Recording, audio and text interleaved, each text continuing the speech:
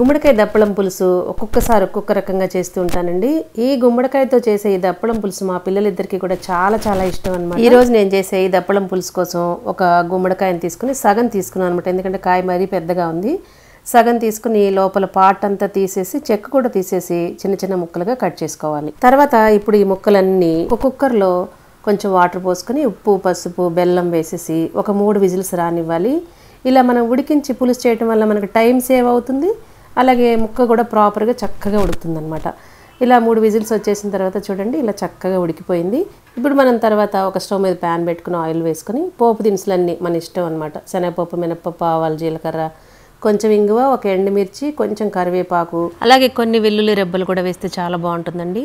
అలాగే సన్నగా కట్ చేసిన పచ్చిమిర్చి, ఒక 5-6 పచ్చిమిర్చిని, ఒక పెద్ద ఉల్లిపాయని సన్నగా కట్ చేసేసుకుని దీనిలో వేసేసుకుని ఇదంతా కూడా కొంచెం సేపు ఫ్రై చేసుకోవాలి.